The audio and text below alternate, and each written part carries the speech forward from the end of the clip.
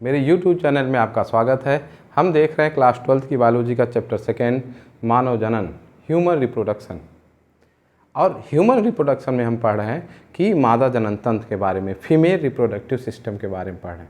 इसके पहले वाले वीडियो में हमने जाना था कि जो मादा जनन अंग होते हैं उनमें जो अंडवाहिनी, जिसको हम फैलोपियन ट्यूब या ओविडक्ट कहते हैं, उनकी संरचना कैसी होती है और वह संख्या में जोड़े में पाए जाते हैं और किस तरीके से उसमें जो गैमिट होता है, जिसको हम अंडाणु कहते हैं, वो कैसे यात्रा करते हुए गर्भाशय तक पहुंचता है और निषेचन की प्रक्रिया कैसे होती है। इसके बारे में हमने डिटेल में इसके पहले वीडियो में देखा था। यदि आप पहली बार इस चैनल में आए हैं तो सब्सक्राइब कीजिएगा, दोस्तों में शेयर कीजिएगा। और आज का हम टॉपिक शुरू करते हैं। आज का टॉपिक है गर्भाशय, जिसको हम यूट्रस कहते हैं।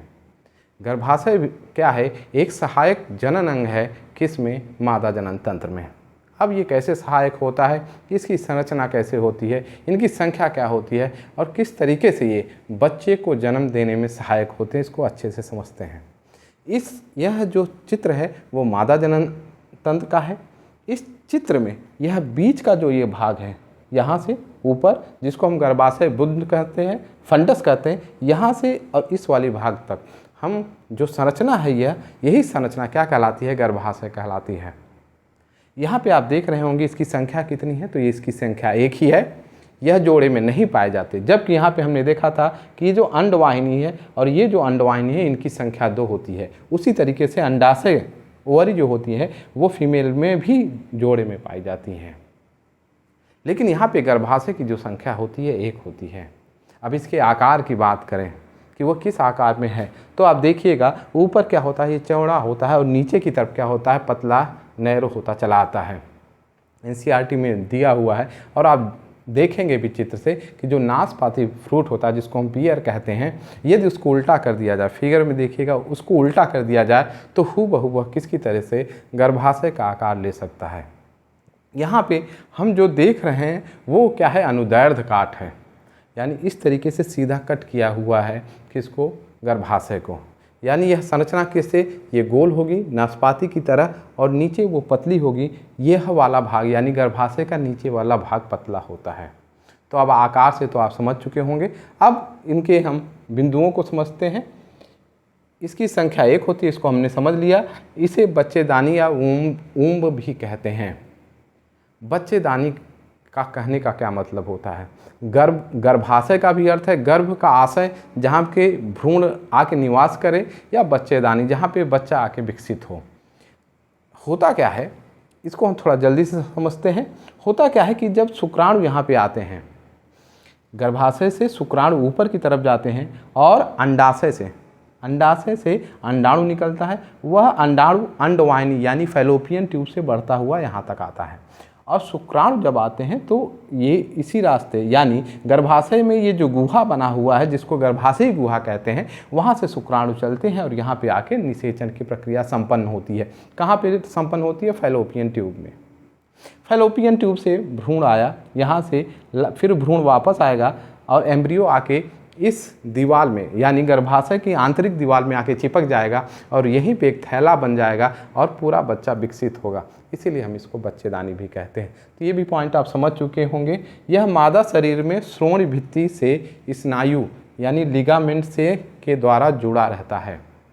अब हम बात करते हैं कि श्रोणि भित्ति क्या होती है। नीचे का जो शरीर, जो मादा के नीचे का शरीर होता है, उसको हम पेल्विक रीजन कहेंगे। कारण क्या है? क्योंकि पेल्विक गर्डल एक हड्डी होती है जिसको हम श्रोणि मेखला कहते हैं, उसी के अंदर ये जननांग सुरक्षित रहते हैं। फिगर में आप देखिएगा। और इस हड्डियों से लिगामेंट क्या होती हैं? जो हड्डियों को और जोड़ती हैं, किससे? ऑर्गन को जोड़ दें। तो यहाँ पे जो लिगामेंट होता है, जो कि इस हड्डी के दीवार से सटा होता है, वो चारों तरीके से गर्भाशय को पकड़े रहता है, जिससे कि गर्भाशय अपने स्थान से हिले ना। तो स्नायु मीन्स लिगामेंट होते हैं और वह उस गर्भाशय को पूरी तरीके से, यानी पेल्विक क्षेत्र में उसको पकड़े रहते हैं, जिसमें उसमें कोई गति न हो। अब हम अगले बिंदु को आते हैं। गर्भाशय के नीचे एक सक्रिय जगह को ग्रीवा सर्विक्स कहते हैं। यह योनि तक जुड़ा रहता है। अब ये वाला भाग हमने देखा, यहाँ से यहाँ तक का भाग क्या कहलाता है, गर्भाशय कहलाता है। और ये जो क्या है, ग्रीवा मीन्स होता है गर्दन, यानी गर्दन की तरह पतली जो भाग होता है उसको हमने क्या कहते हैं, ग्रीवा कहते हैं, सर्विक्स कहते हैं या गर्भाशयी ग्रीवा कहेंगे। और यह खुलता कहाँ पे है, ये वाली संरचना क्या कहलाती है, वेजाइना, योनि कहलाती है। तो यह बहुत महत्वपूर्ण चीज़ है कि गर्भाशय का जो नीचे वाला भाग होता है उसको हम ग्रीवा कहते हैं। और हम थोड़ी सी बात समझे तो गर्भाशय की इस संरचना को, यानी ये तो ग्रीवा हो गई, सर्विक्स हो गया, इस वाले भाग को हम बॉडी कहते हैं। और यह भाग क्या कहलाता है, ऊपर जो फूला हुआ भाग होता है कॉन्वेक्स लेंस की तरह इस तरीके से, वह क्या कहलाता है, फंडस कहलाता है। हिंदी में कहें तो गर्भाशय बुद्ध। तो इस तरीके से इसको हमने दो भागों में पढ़ा। और नीचे वाला भाग क्या होता है, ग्रीवा कहलाता है। अब अगले बिंदु पे आते हैं, ग्रीवा की पतली गुहा। ग्रीवा यानी गर्भाशय के नीचे की जो जगह होती है, गुहा मीन्स कैविटी स्थान, को ग्रीवा नाल या सर्वाइकल कैनाल कहते हैं। तो यहाँ पे हम देखते हैं कि ये क्या है, ये वाला भाग क्या कहलाता है, सर्विक्स कहलाता है। और उसमें जो अंदर ये गुहा है, ये कैविटी है, इसको हम क्या कहते हैं, ग्रीवा नाल कहते हैं, सर्वाइकल कैनाल कहेंगे। यानी वह जगह जहाँ से आगे चल, यानी शुक्राणु आते हैं या आगे चल के बच्चा बाहर निकलेगा शरीर से, वह स्थान क्या कहलाता है, वह कहलाता है ग्रीवा नाल, जिसको हम सर्वाइकल कैनाल कहते हैं। अब अगले बिंदु को समझते हैं। ग्रीवा नाल योनि से मिलकर एक नलिका बनाती है जिसे हम जन्म नाल या बर्थ कैनाल कहते हैं। अब जन्म नाल और बर्थ कैनाल को समझते हैं। आप यहाँ ये देख रहे होंगे, ये क्या है, गर्भाशय। गर्भाशय का ये वाला भाग क्या कहलाया, सर्वाइकल कैनाल। और यहाँ से योनि है, योनि और सर्वाइकल कैनाल दोनों मिलकर बर्थ कैनाल का निर्माण करते हैं। यानी कि जो बच्चा जो यहाँ पे विकसित होगा गर्भाशय में भविष्य में, उसको निकलने का रास्ता यहीं से है, इसीलिए इसको जन्म नाल कहेंगे, बर्थ कैनाल। अब हम बात करते हैं अगले बिंदु को, दोनों अंडवाहिनी आकर गर्भाशय में जुड़ती हैं। तो यहाँ देखिएगा, यह भी क्या है, अंडवाहिनी। ये पहली अंडवाहिनी, ये दूसरी अंडवाहिनी, और दोनों आके कहाँ पे खुल रही हैं, गर्भाशय के पास खुल रही हैं। यानी यह जो फैलोपियन ट्यूब होती हैं, दोनों जो ओवरी से जुड़ी होती हैं, यहाँ ओवरी से और आके ऊपर कहाँ पे, गर्भाशय और अंडाशय के बीच जो जोड़ने का पूरा चैनल या क्रम बनाती हैं, वो कौन, अंडवाहिनी ही होती हैं। अगले बिंदु पे आते हैं, गर्भाशय की दीवार 3 स्तरों में विभाजित होती है। ये बड़ी महत्वपूर्ण बात है। जो ये गर्भाशय है, यूट्रस है, इसकी जो दीवारें होती हैं, यानी जो लेयर्स होती हैं, उनको हम 3 भागों में विभाजित करते हैं। जो सबसे बाहरी लेयर होती है उसको हम कहते हैं परिगर्भाशय, उसको अंग्रेजी में कहेंगे पेरीमेट्रियम। परिगर्भाशय, परि माने ऊपर की ओर, गर्भाशय के ऊपर का जो परत होती है उसी को परिगर्भाशय कहेंगे, पेरीमेट्रियम। और फिर बीच में एक लेयर पाई जाती है जिसको हम गर्भाशयी पेशी स्तर, मायोमेट्रियम, पेशी स्तर। और जो तीसरी होती है गर्भाशय अंतः स्तर, यानी अंदर की तरफ पाई जाती है, इसको हम एंडोमेट्रियम कहते हैं। तो ये बहुत महत्वपूर्ण बात कि गर्भाशय जो होती है उसकी संरचना में 3 लेयर होती हैं। बाहर वाली क्या कहलाती है, परिगर्भाशय, यह देखिएगा, ये परिगर्भाशय है, पेरीमेट्रियम। बीच वाली भाग जो होती है पेशी होती है, मजबूत होती है, इसको हम गर्भाशयी पेशी स्तर कहेंगे, मायोमेट्रियम। और जो सबसे आंतरिक होती है गर्भाशय अंतः स्तर, यानी एंडोमेट्रियम कहते हैं। एक एक के बारे में हम डिटेल में समझते हैं। जो पहली परिगर्भाशय है, यह गर्भाशय के ऊपर एक पतली परत होती है जो उपकला की बनी होती है। एपिथीलियम की एक लेयर होती है जो कि पूरी जो गर्भाशय की जो बॉडी होती है उसको पूरी तरीके से कवर की हो जाती है, ये पतली होती है और वह एपिथीलियम यानी उपकला की बनी होती है। अब हम सेकंड यानी दूसरे और महत्वपूर्ण लेयर को समझते हैं जिसको गर्भाशय पेशी स्तर कहते हैं। पेशी यानी मांसपेशियाँ अधिक पाई जाती हैं जिसको हम मायोमेट्रियम कहते हैं। वह क्या है, यह परिगर्भाशय स्तर के नीचे पाई जाती है। तो देखिएगा फिगर में, परिगर्भाशय यहाँ पे है, ये वाली परत जो है परिगर्भाशय की है और उसके अंदर मध्य में ही क्या पाई जाती है, गर्भाशय पेशी स्तर पाई जाती है, मायोमेट्रियम। यह मोटी तथा पेशी स्तर स्मूथ मसल्स की बनी होती है। ये महत्वपूर्ण बात है कि जो मायोमेट्रियम होती है, पेशी स्तर होती है, यह मसल्स स्मूथ मसल्स की बनी होती हैं। क्यों ऐसा? आपको भी पता है कि गर्भ से यानी जब भ्रूण आएगा, यहाँ निषेचन हुआ, यहाँ से नीचे जब भ्रूण आता है तो वह आगे गर्भाशय की दीवार में चिपक जाता है और चिपक जाता है तो वह पोषण लेता है। पोषण के साथ साथ उस बच्चे का शरीर भी बड़ा होता है और शरीर विकसित होता है, तो उस और माँ जो होती है उसकी जैसे चल रही है, खड़ी है, तो वो वज़न नीचे की तरफ होता है। लेकिन यह गर्भाशय की दीवार जो पेशी स्तर होती है, जो स्मूथ मसल्स की होती है, उस बच्चे को कस के पकड़े रहती है कि बच्चा नीचे ना जा सके। और एक महत्वपूर्ण बात क्या होती है कि जब यह बच्चा पूरी तरीके से 9 महीने में विकसित हो जाता है, अब इसको बाहर भी जाना है, यानी इस गर्भाशय को छोड़ना भी है, तो इस गर्भाशय में जो चिपका हुआ है उसको छोड़ने के लिए ये मांसपेशियां खुद जोर लगाती हैं और इतनी तेज़ी से जोर लगाती है जिससे कि गर्भ के समय बहुत ज़्यादा दर्द होता है स्त्रियों में, और किसी भी तरीके से यानी गर्भनाल, ये जो हम लोग जन्म नाल है, इसी के थ्रू क्या होता है वो बच्चा बाहर चला आता है। अब हम अगले बिंदु पे आते हैं। स्मूथ मसल्स की बनी होती है, महत्वपूर्ण बात है। आगे बच्चे के जन्म के समय यानी प्रसव जब होता है, महिला में दर्द होता है, तो पेशी स्तर में क्या होता है, तेज़ी से संकुचन होता है।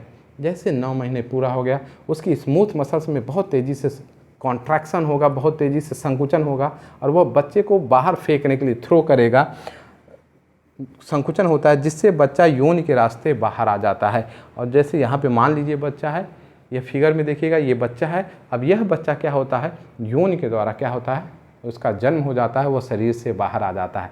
तो बच्चे को बाहर जो भेजने के लिए भी क्या होती हैं, जो पेशी लेयर है, यानी जो मध्य है, मायोमेट्रियम है, जो स्मूथ मसल्स की बनी होती हैं, बहुत सहायक होती हैं। अब हम आखिरी और अंतिम जो है गर्भाशयी अंतःस्तर, जिसको एंडोमेट्रियम कहते हैं, इसके बारे में समझते हैं। यह सबसे आंतरिक परत होती है, इसमें ग्रंथिल स्तर पाया जाता है। यह गर्भाशय की सबसे आंतरिक, ये जो फोल्डेड स्ट्रक्चर है, इसी को हम गर्भाशयी अंतःस्तर कहते हैं और ये अंदर की तरफ पाई जाती है। यह ग्रंथिल स्तर होती है, ग्रंथिल यानी यह ग्रंथियों की तरफ बिहेव करती है। इसको हम आगे चल के आर्तव चक्र यानी मेंस्ट्रुअल साइकिल या माहवारी में हम लोग डिटेल में समझेंगे किस तरीके से होती है, क्या क्या होती हैं, क्या क्या इसके फंक्शंस होते हैं, इसको हम डिटेल में समझेंगे। अभी के लिए इतना ही। स्त्री में माहवारी आप जानते होंगे कि हर 28 दिन 29 दिन की एक साइकिल होती है, जो प्यूबर्टी जब किशोरावस्था में आ जाती हैं, तो प्यूबर्टी के समय से ही यह साइकिल शुरू होती है और लगभग 50 साल तक होती है। तो उसको हम मेंस्ट्रुअल साइकिल या आर्तव चक्र कहते हैं। के समय एंडोमेट्रियम बनती व नष्ट होती है।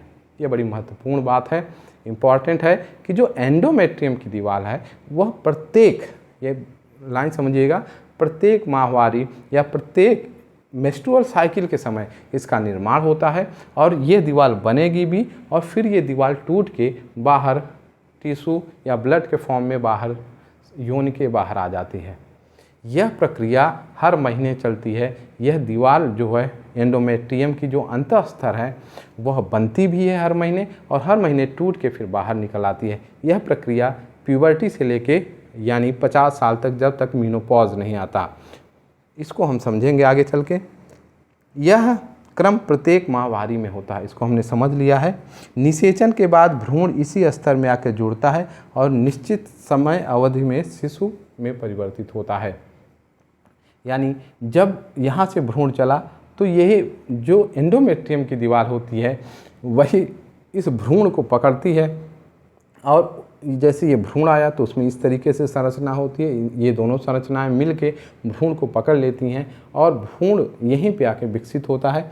भ्रूण यहाँ पे भी आ सकता है, भ्रूण यहाँ ऊपर यानी जो फंडस वाला भाग है यहाँ पे भी जो भ्रूण है वो आके चिपक सकता है। इसलिए इस दीवार या ऊपर कहीं पे भी भ्रूण आके चिपक सकता है। और सबसे महत्वपूर्ण बात कि ये जो ग्रीवा नाल होता है, जिसको हम सर्वाइकल कैनाल कहते हैं, इनमें एक विशेष मसल्स पाए जाते हैं जिसको स्फिंक्टर मसल्स कहते हैं।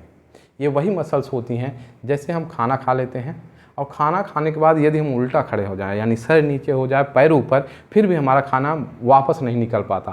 क्यों?